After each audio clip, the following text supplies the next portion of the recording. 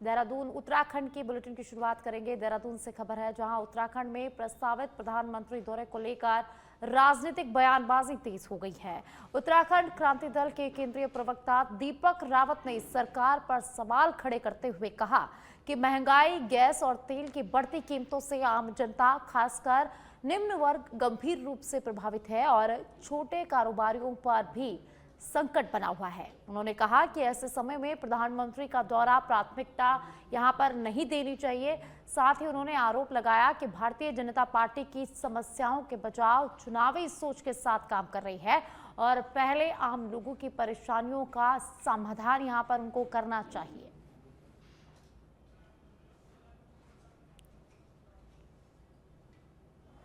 परेशानियों से कोई साहूकार नहीं है। ये दिखता है कि वो सिर्फ चुनावी मूड में रहते हैं और जिस प्रकार से पूरे भारतवर्ष में समय समस्या आई हुई है गैस की, तेल की और लगातार कीमतें भी बढ़ रही हैं और परेशानियों का सामना लगातार जो निम्न वर्ग है, जो बेचारा सड़कों में अपनी छोटी-छोटी दुकानें चलाता था, होटल बंद होने तक की नौबत आ चुकी है। इस परिस्थिति में यदि इस प्रकार के वीआईपी दौरे इस प्रदेश में होते हैं, तो लगता है कि भारतीय जनता पार्टी के आगे सिवाय चुनाव के आगे कुछ और वो समझती नहीं है, कुछ ना पीड़ा समझती है जनता की, ना परेशानियाँ देखती है। देहरादून से खबर है जहां आगामी चारधाम यात्रा की तैयारियां तेज हो गई है, जो अगले महीने 19 अप्रैल से प्रारंभ होने जा रही है। प्रदेश की रीढ़ माने जाने वाली इस यात्रा को सुगम और सुरक्षित बनाने के लिए सरकार और संबंधित विभाग व्यवस्थाओं को दुरुस्त करने में जुटे हुए हैं।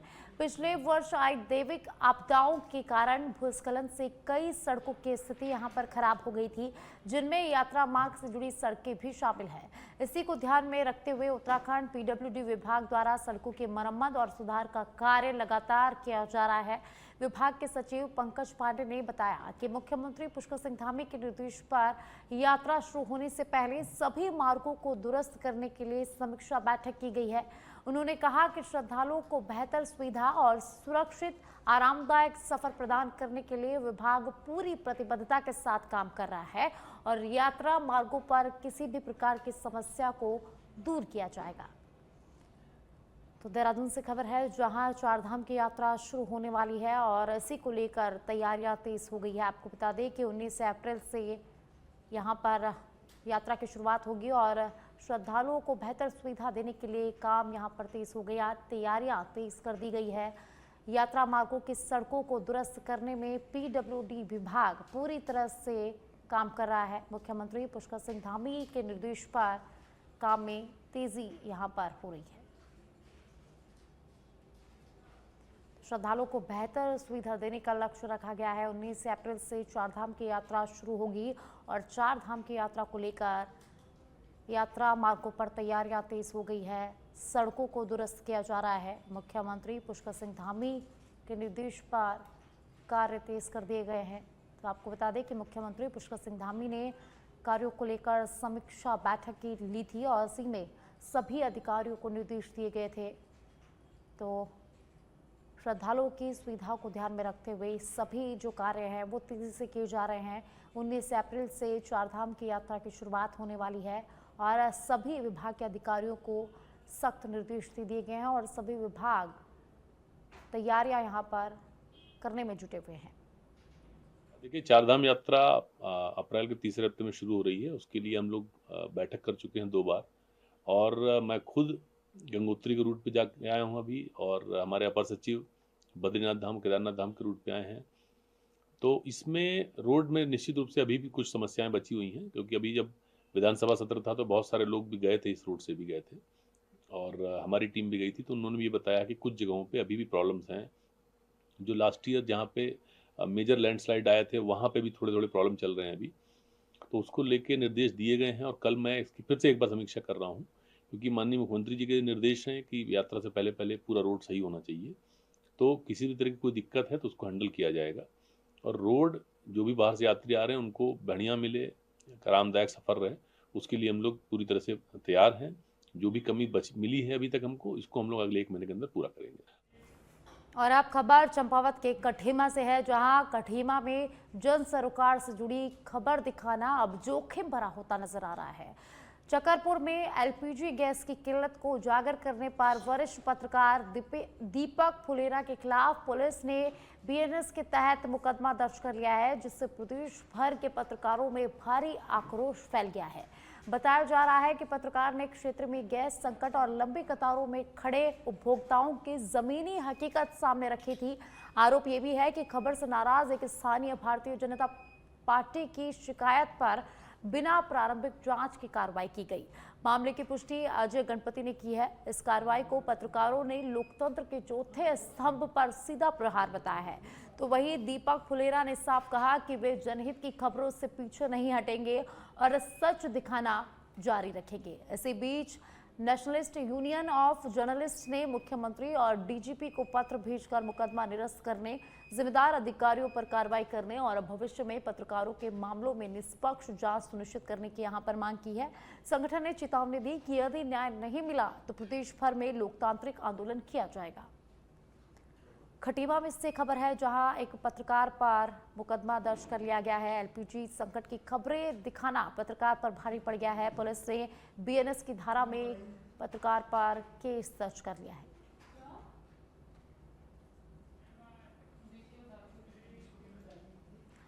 सितारगंज से खबर है, जहां रामलीला ग्राउंड में दूध उत्पादक गोष्ठी का आयोजन बड़े ही उत्साह और धूमधाम के साथ किया गया। कार्यक्रम में मुख्य अतिथि के रूप में उत्तराखंड के कैबिनेट मंत्री सौरभ बहुगुणा शामिल हुए, जिनका आयोजकों और क्षेत्रवासियों ने भव्य स्वागत किया है। अपने संबोधन में मंत्री ने दूध उत्पादकों को बड़ी सौगात देते हुए दूध के मूल्य में 2 रुपए की बढ़ोतरी की गई की घोषणा यहां पर की है, जिससे किसानों में खुशी की लहर दौड़ पड़ी। उन्होंने मातृशक्ति को समाज की रीढ़ बताते हुए कहा कि पशुपालन महिलाओं के लिए आत्मनिर्भर बनने का एक मजबूत माध्यम बन रहा है। साथ ही सरकार द्वारा महिलाओं को बैंक ऋण सुविधा उपलब्ध कराने की बात भी यहां पर कही गई, ताकि वे अपना व्यवसाय शुरू कर सके। कार्यक्रम के दौरान महिलाओं और किसानों में विशेष उत्साह देखने को मिला और अंत में सभी ने महिला सशक्तिकरण का संकल्प भी यहां पर लिया। तो सितारगंज से खबर है, जहां कैबिनेट मंत्री सौरभ बहुगुणा ने दूध का मूल्य बढ़ाया है और 2 रुपए बढ़ाकर यहां पर मूल्य की घोषणा की है और इस मूल्य को बढ़ाने के बाद किसानों में खुशी की लहर देखी गई। तो कार्यक्रम में किसानों और महिलाओं में खासा उत्साह देखने को मिला।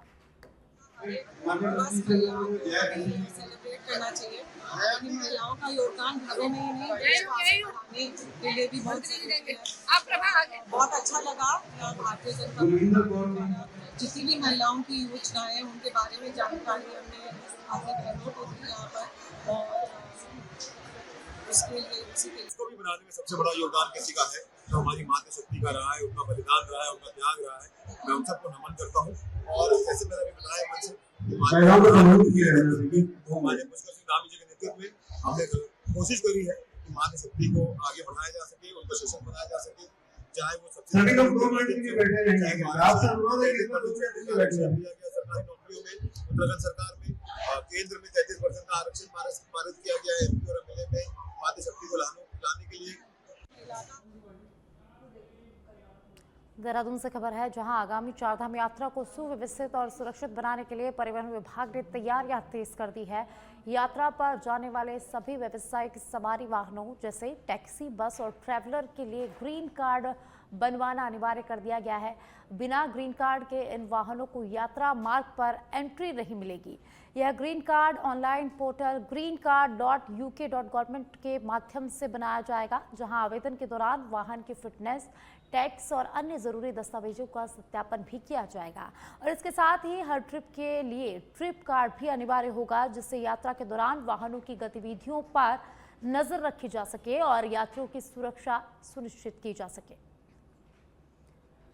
तो देहरादून से खबर है, कार्ड जो है हमारी चारधाम यात्रा 2026 में और पहले भी पूर्व यात्राओं में भी ग्रीन कार्ड एक व्हीकल के लिए होता है। जितनी भी हमारी पैसेंजर व्हीकल्स जो हमारी चारधाम यात्रा में जाती हैं, उनका पहले एक फिटनेस टेस्ट होता है। गाड़ी की भौतिक कंडीशन देखी जाती है और उसमें जो भी ज़रूरी कागजात हैं वो पूरे होने चाहिए और फिजिकल कंडीशन ठीक होनी चाहिए। उसके बाद ही ग्रीन कार्ड को जारी किया जाता है। ये पूरी प्रक्रिया ऑनलाइन है। फ़ीस जमा करना, डॉक्यूमेंट ऑटोमेटिकली फैच हो जाते हैं, लेकिन गाड़ी को फिटनेस के लिए एक बार हमारे कार्यालय में लाना पड़ता है। उसके बाद ये इस बार हमने एक नई चीज़ इंट्रोड्यूस कर रहे हैं। इसमें जो ग्रीन कार्ड की जो फ़ीस जो होती है, जो ऑनलाइन जमा होती है, उसमें हम QR कोड के माध्यम से भी फीस सबमिट करवाने के लिए कर रहे हैं, जिससे लोग। लोहाघाट से खबर है, जहां लोहाघाट के गुमदे क्षेत्र स्थित प्रसिद्ध चौखाम बाबा चमू देवता मंदिर में 3 दिवसीय चेतोला मुख्य मेले का भव्य शुभारंभ हो गया है। मेले की शुरुआत विधि विधान से पूजा अर्चना और ढोल नगाड़ों की गूंज के साथ हुई, जिससे पूरा क्षेत्र भक्तिमय माहौल में डूब गया।